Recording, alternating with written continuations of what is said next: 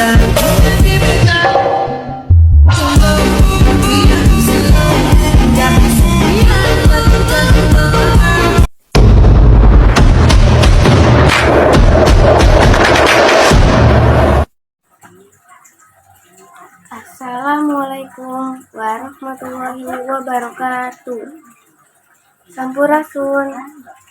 Nempangkeun wasta simkuring Sheila Zahara. Yuswa simkuring ayeuna 17 tahun. Simkuring ayeuna nuju thalabul ilmu di SMKN 1 Cikarang Utara. Abdi hayang maca cerita pondok yang judulnya Kisah di Balik Gunung.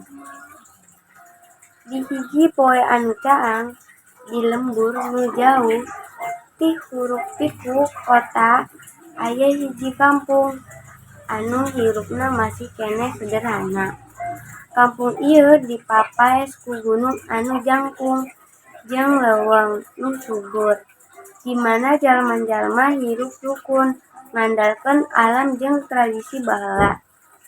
Salah sahiji wargi kampung eta nyaeta Jaya, hiji pamuda anu mika cinta alam jeung budaya Sunda.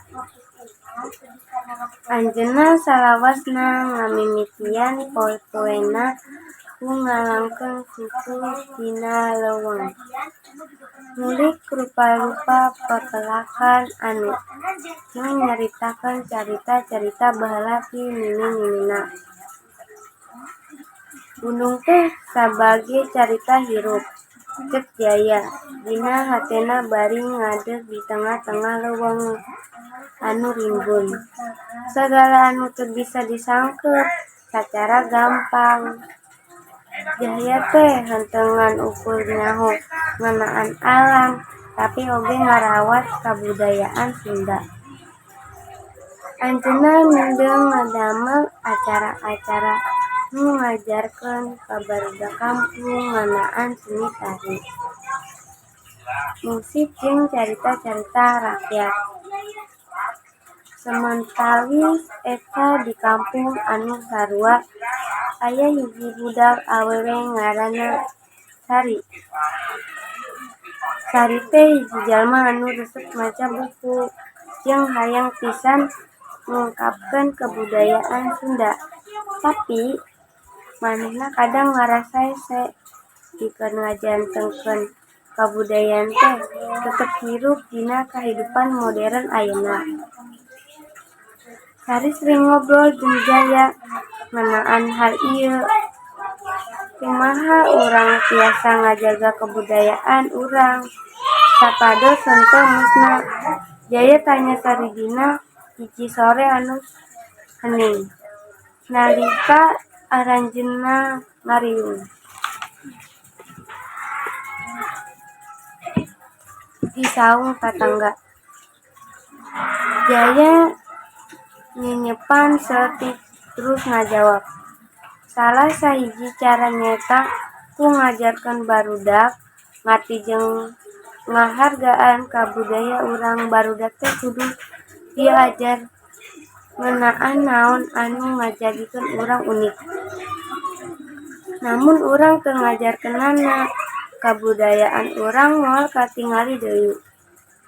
Sari katingali bingung, tapi Jaya kumaha carana supaya kabudayaan urang teu katinggal kumaha atuh? Dunya teh geus robah. Jaya ngalengka ka sisi cikal Sunda. Ayeuna teh waktuna urang ngajaga kabudayaan urang. Kalayan cara anu anyar tapi tetep ngajaga prinsip anu aya urang tiasa ngagunakeun teknologi.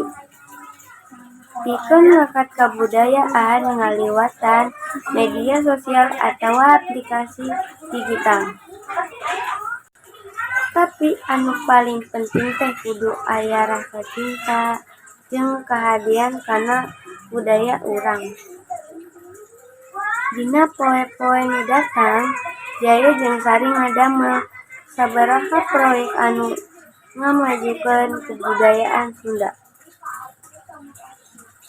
Kayaning ngapikeun seni tari jeung musik Sunda via platform digital. Ngajarkeun cerita rakyat jeung ngadamel dokumentasi ngenaan cara hirup masyarakat Sunda di desa. Hasilna proyek ieu jadi hal anu dipikaresep ku barudak sarta urang-urang nu ngora. Teu lami kampung eta jadi langkung rame ku acara-acara seni jeung kabudayaan. Jaya jeung Sari ngarasa puas sabab usaha marahanana bisa ngalahirkeun rasa cinta kana kabudayaan Sunda henteu nganukur. Di kampung sorangan tapi oge di kalangan nonoman nu asalna ti kota. Di hiji sore anu seger, nalika Jaya jeung Sari lempang di tengah leuweung. Maranehna nempo gunung anu jauh di hareup. Jaya ngabantah ku suara lembut.